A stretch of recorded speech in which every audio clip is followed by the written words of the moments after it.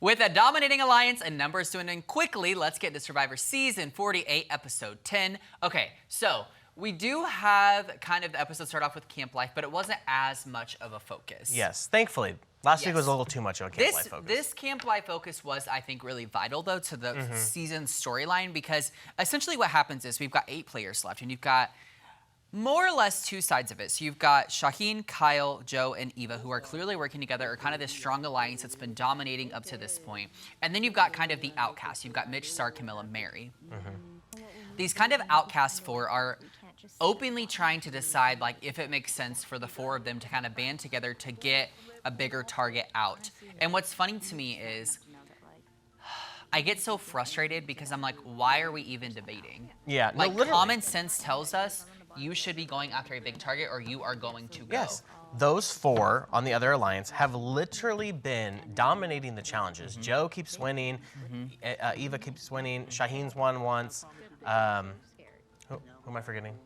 Kyle. Yeah. Kyle, did he win? He won, yeah. Yeah.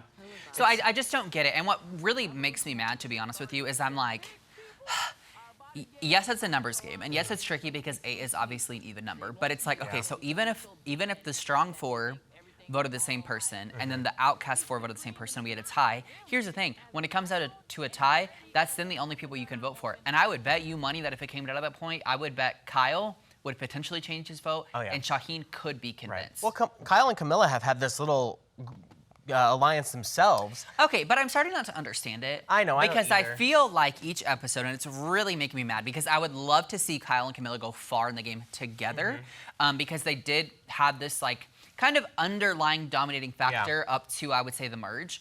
And so it's upsetting because I'm like, I want to see them really work together, but something that's really vital in this kind of camp life aspect at the beginning of the episode is Camilla goes to Kyle and is like, listen, I will not last in this game if those numbers stay the way they are. So she was like, I would really like to go after Joe. But Kyle has this weird thing where he's like, well, he's in confessional. And he's like, well, Camilla's been my number 1, but also Joe and I really bonded. I'm not really interested in voting Joe out, but I'll see what I can do for Camilla. And I'm like, no. But that's the thing. Kyle, you are also not going to win if Joe's at the end. No. Like, I just don't think anyone is thinking rationally when it comes to endgame, and that is what's frustrating me so much. At this point, the final 3 seems like it would be Joe, Eva, and Shaheen. Yeah. Kyle 1,000%. maybe could boot Shaheen out of there, but they're pretty neck and neck at that point. And it would definitely be Kyle and Eva. I'm not Colin, sorry. Joe and Eva. Yeah. They are just bonded, and they have this inseparable alliance. Yeah, and I have more to say about them in a little bit, but we got to get through some of this other stuff. So, okay, so what I did love is that we did get individual reward and immunity challenges this episode, as opposed to it being one shared thing, which I do kind of enjoy, just because sometimes it gives a little bit more volume to the game, and also picking someone for reward and then playing immunity challenge, I think also adds like a level to the game.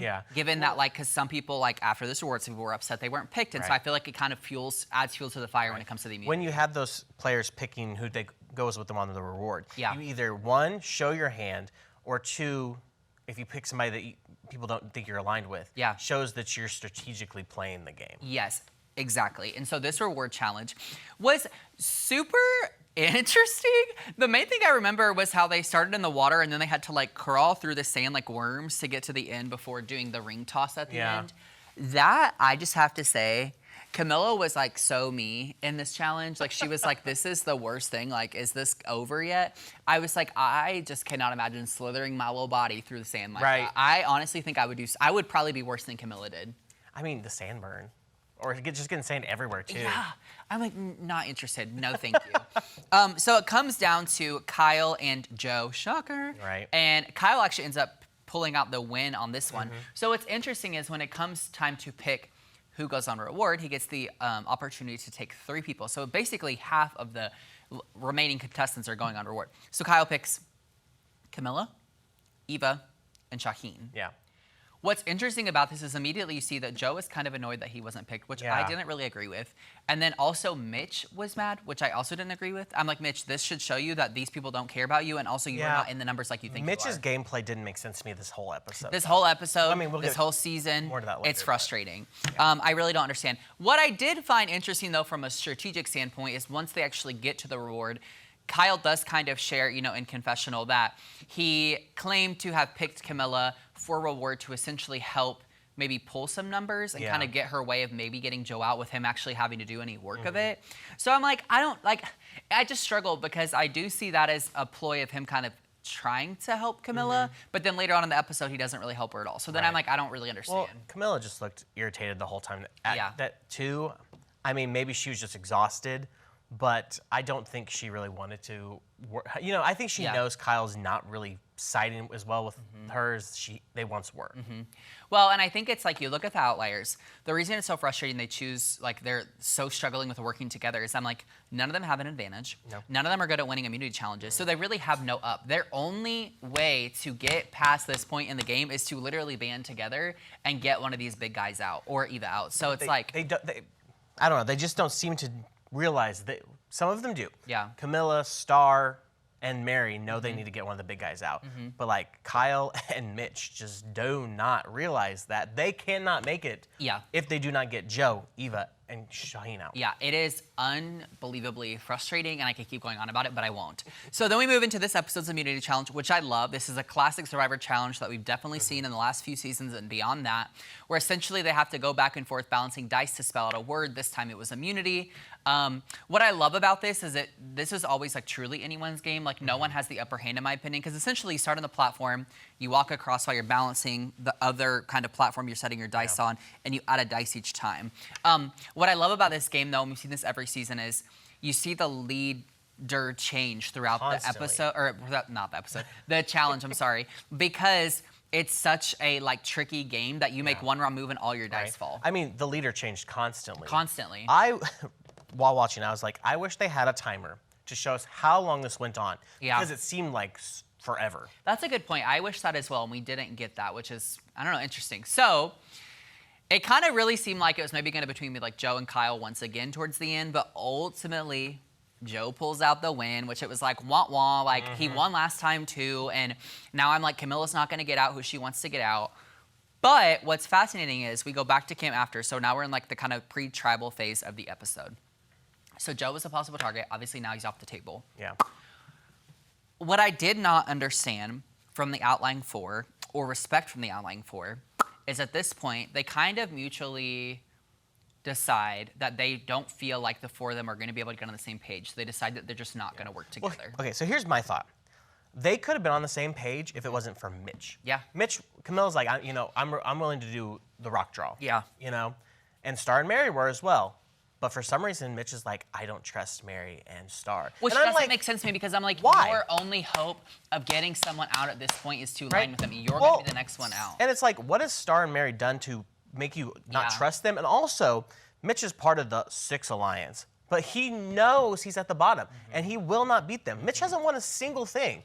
Also, what I didn't really understand, it was never really brought up, so I don't know if there was like behind the scenes conversation that we didn't see or things that didn't make it to edit, but I'm like the final edit. But what threw me was, in a sense, it felt like as soon as Joe won immunity, the 4 of them then completely not only disbanded from maybe voting out someone from the other side, or aligning to vote someone out, but also like just completely rolled out voting out someone from the other side, which I didn't understand. Right. Because I'm like, Joe's the only one with immunity. In my opinion, and I've said this before, to weaken Joe, you get out Eva. Yeah. Oh, that would. And Joe will be more movable as a number than Eva ever would, because Eva is so, like, she's such a stronghold and she's so stuck in her opinion. Yeah. And also, I think Eva is cocky enough right now in the game, because I do believe she's a cocky player, to the point where even though she's got advantages, she wouldn't have played an idol. She would have believed she was truly safe. Oh, absolutely. So I just don't understand why they didn't try to make a move. So what's frustrating is it seemingly kind of comes down like they're all deciding between Mary and Star. And it seems like it's going back and forth all day long. And it's Mary, then they switch to Star. Then it seems like it might go back to Mary. Yeah. And I'm like, why though?